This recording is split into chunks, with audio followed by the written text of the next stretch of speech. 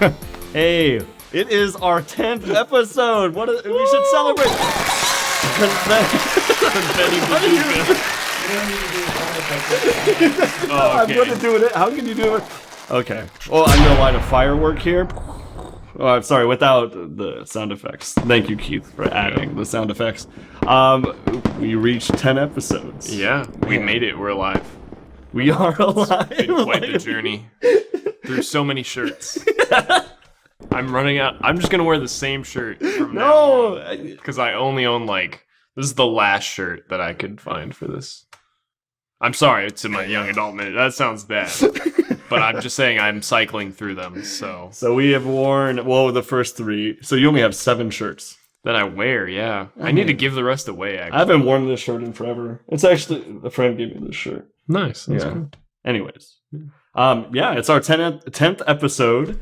And we're gonna talk about faith. How exciting! What a celebratory topic. Yeah. Have you ever heard that faith is blind before? Yep. Okay, so if faith was blind, what would you do? Like, what weird situation would you put your body into knowing that you'll survive? I might jump off a building. Free your mind.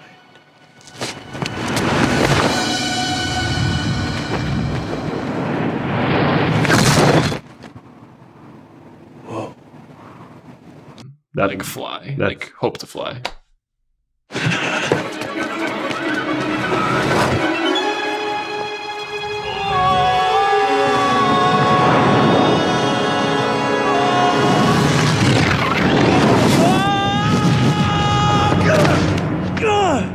That makes more sense. That I would fly. That you can fly.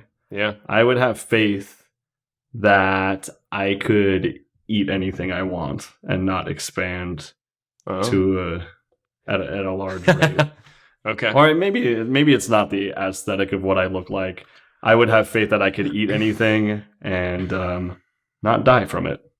Okay. Like poison? Yeah, how sick would that be? Wouldn't that be the best party trick ever? Have you ever read some arson? You want to see something? That's how poisoning? I pretended to drink poison, and that's how I met Brittany. Is that real? No, it is not real at all. I thought it might have been. It's definitely not real. Anyway, so there's this weird notion that I mean, you probably see it on bathroom walls. I'm looking back here like it's a bathroom wall. There it is, right there. We are in the bathroom. We are in the bathroom. There's a toilet right there. Yeah, it's very convenient actually when everyone's eyes are closed. Kind of very smells. Anyways, you see things that are live, faith, love, or I don't know, man. All that basic dance no one's watching. Yeah, but no, wrong bathroom, Keith. Anyways, we see all that type of stuff. We see the things that you would find at a Michael's or something like that. I hate Michael's, so I hate those type of decorations. But one common sentiment, and I think I see it on Instagram all the time too, and Twitter, is that faith is blind, God will allow you to do anything, which has some truth to it, but it makes us want to believe that we can jump off a building just to do it because God loves us and he'll save us. We can drink poison. I don't know what other examples there are. I used to do that as a kid, not drink poison, but I would jump off my stairs and be like, okay, I'm gonna fly. Really? Yeah, I'd jump 6 stairs and just really hope that I could fly. That's cute. It didn't work. Well, yeah, you never flew because your faith wasn't strong enough. I guess so. No, that's not how it works. We planned for this. Anyway, so faith. And I'm looking at the catechism on my phone in CCC 143. It says that faith seeks understanding. It took me a while to read that because I just learned how to read. Well, it doesn't say it explicitly in that, but this section of faith, it explicitly says that faith seeks understanding, right? Yeah. Faith isn't this magic power that you get to blow a whistle and God shows up. Yeah, that's the salt guy more than anything. And God will allow you to do all things. Mm-hmm. Yes, we do believe that God can empower us. Yes. And through him, all things are possible. but it's not in a magic genie type way. It's not like in those Michael's type pictures that we see, or those tiles or anything like that. But faith seeks understanding, and that understanding seeks who God is. And through that faith, we're able to trust in God. You just mentioned jumping off the stairs, thinking you could fly. I had a similar experience as a kid where I would jump off of all these things when my parents were around, knowing they would catch me, right? But I also recognized that they were there to catch me at a certain point. And there was this beauty of innocence where I would allow myself to be thrown at the will of my parents because I trusted them to help me out in that situation. But as adults, as teens, the understanding is similar, but it's not quite jump off a building and a miracle will happen every time. So with faith, we have to understand that there's reasoning with it, and there is a person behind it that wants us to learn. I think Chris Stefanik talks about jumping out of an airplane with a parachute involves faith because you have faith that the parachute works. You don't have faith that a parachute is just going to grow on your back when you jump off. But you saw someone give you that parachute. You saw someone strap you in based on trust and actual evidence. And reason, If you jump out of a plane without a parachute, you're crazy. Right. With God, with a relationship with God, his presence becomes more and more clear. And we're able to attribute the great things that we do in our life to the grace of God. But it's not smart to jump off a building saying, if you're there, God, catch me. That's not really faith. And I think growing up, I had kind of that understanding for a little bit. And maybe it was influenced by Disney movies. But that, faith is kind of like magic, and you can, you can do anything you want with it. Right. And then at some point, like, life hits hard, probably puberty area. And then, and then it's like this cold, dark world where magic is dead. There is no God. There's no Santa. If you're there, God, give me a Nintendo 64. Yeah, exactly. And then it doesn't happen, right? And then, so kind of having both extremes, like magic, all that kind of stuff, and then having like this dark cynicism about the world. Right. And then the Catholic faith is this beautiful marriage of faith and reason that gives hope. And I think God made us with a brain, and he made us with intellect and free will. And senses. Yeah. And to be so we're made in the image and likeness of God, and God gives the ability to be able to think and experience things and make decisions. Right. And faith isn't supposed to contradict our reason. There are mysteries of the faith which we can't wrap our heads around, but it doesn't go against. And I think that's a huge thing in society, is working with teens in youth ministry. I always ask my leaders, kind of when I interview them over the summer, I have like a question that's like, do you think faith and science are opposites? And almost like 80% of them, and these are kids that could even come from really good Catholic families, 80% of them that are like new to the program say that faith and science are opposites. Yeah, that's rough. And I think that's kind of what we're up against. Or that they combat each other. Yeah, that's rough. Yeah, but that's what we're kind of being fed. Yep. I think even implicitly in schools, I mean, with the exception, maybe not even the exception of Catholic schools, is, the important subjects are the empirical sciences. Right? And religion doesn't matter, philosophy doesn't matter. Right. But it's, our faith is both faith and reason. Right. And those are, that is like essential to our faith. Yeah. Like our faith would never deny looking at our own reason. Yeah, I really do love our Catholic Church because philosophy is so important. Science is so important. We're not going to declare as a church that something is true unless we know it to be true, right? Yeah. We have to use faith. We have to use reasoning more to understand and to know for certain that certain things are true. Yeah. Right? And you kind of see the opposite. I know this is a basic trope, but I watch that show Big Brother a lot. It's my guilty pleasure. And there's always one person who's like, the universe will protect me. Yeah. The universe will grant this. Like Oprah talked about manifesting things. Yeah. There is no reason to manifestation, right? There's no reasoning to karma. For those who don't know, our faith isn't based on karma. We could do all the good things we want or good things for people and we get nothing in return, right? There's no equaling out in our faith. It's just doing the good thing and doing the bad thing without expecting anything in return, right? But we have this world that's expressing that the universe will provide, that all this stuff will happen, taking out science, taking out philosophy, taking out reasoning. I'm sorry if this is offensive, but it's just we're expecting the universe to provide a miracle for us. That is the opposite of what Catholic faith is. It's bullcrap. Yeah. Because we're saying that like first of all, usually it's attributed like the universe doesn't really have a specific role or personality. Right. But then also the universe will somehow provide for us.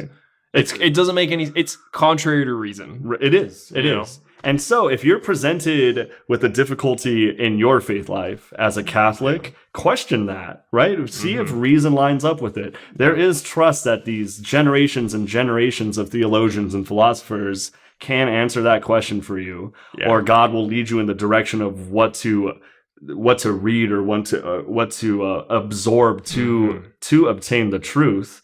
It's really important to understand that the things the Catholic Church teaches, there's an explanation to it, and there's a reasoning why it happens. And even like sacramental miracles that we see or things that we don't understand, the mysteries that you were talking about, I'm convinced that with God, who is the divine architect and all that type of stuff, that there is a weird process that is explainable with that stuff, even if it's beyond our human capacities. So when we get to heaven, maybe there is some weird algorithm that explains how the Eucharist changes substance. You know? Like the most essential parts of our faith are probably the simplest, but it's still hard for us. Like the Trinity is probably simple, but theology is so hard. It is. It's complex, but the idea of God as Trinity, as relationship itself, as selfless love, is probably the simplest idea. For sure. But it's hard for us because we're we're broken. Right. So remember, faith doesn't mean going to like an unmarked van or a van that says free candy on it and expecting free candy. Don't do that. Don't do that, please, right? Creepy. But faith allows us to discern whether or not things are true. And in fact, I don't think it's brash to say God wants you to question things when those questions lead you to him, right? If you're going through phases of doubt, dive into that doubt. Ask your friends about it. Read some books about it. Watch TV shows. Do that type of stuff, because God wants your faith to be so strong that it is true, that it is an understanding of what is actually evident that is happening. And this isn't just a modern thing. We hear about saints doing this all the time. Read the lives of the saints. We express it in almost every video, but they've gone through doubts. They've gone through extreme lifestyle changes. They've done all this type of stuff. But once they understood that questions should be asked and we should be seeking the answers, not in a lukewarm way and not in a half-assed way, but we should pursue that truth, it helps us to understand that God really is real. Maybe not in the way that we want him to be as children, but in an even greater way that allows us to pursue him, as opposed to, I always say it, I know it's not like grammatically or theologically correct to say that God possesses us. God does not possess us to do that, but God plants evidence, natural evidence, for us to pursue him. So remember that faith is not just some weird like magic trick, that God is on your side because you have this faith and you're so trusting that you could just walk into the street with your eyes closed. Don't think that way.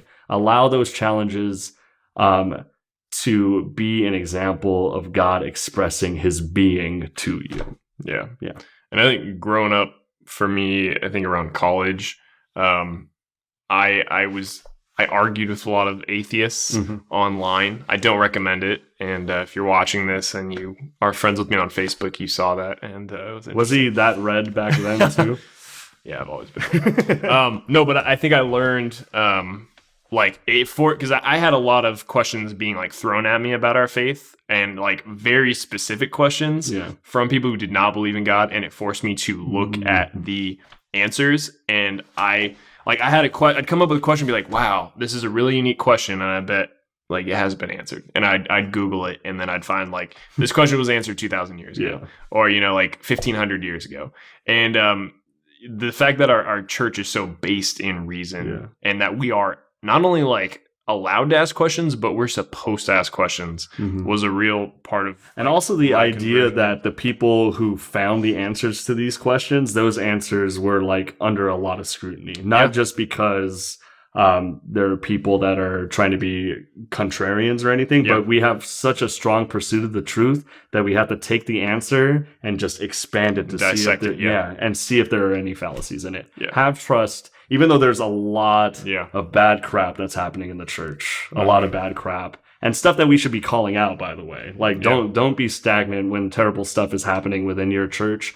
We have the faith that we have people that, through reason, we're trying to figure out what dogma is, what doctrine is, and all that type of stuff. Not just through theological means, but through science at times, through philosophy, all that, through math, I'm assuming, all this type of stuff, right? We have to make sure to understand that God gave us this intellect so we could pursue him with that intellect. Yeah. Okay. And faith does enlighten our reason too. Yes. Like everything that we can understand through reason, like math, science, I don't know. Anything, those are the only two things I can think of. But faith enlightens that. Like if we understand math, if we understand how the universe is created, and then we look at that through the lens of faith, like now our understanding of those things is even more complex, and we can see it in looking at God and keeping God in that context, which is amazing. Like the thing that God is somehow behind, like the formation of the universe, even in the physics of it and the breakdown of it. Yeah, that blows my mind. That is so much crazier than just, it was an accident. I once read the odds. I don't know the number, but the odds of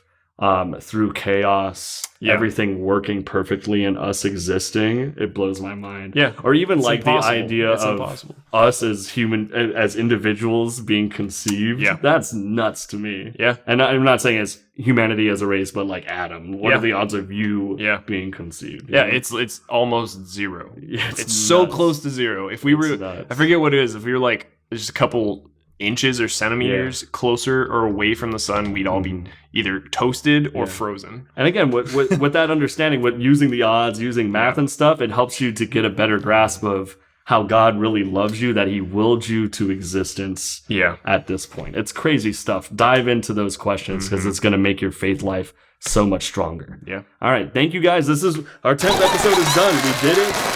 Oh my goodness. What is the 10th anniversary? Is it like diamonds? Should you give me diamonds now? No, I thought that was 60.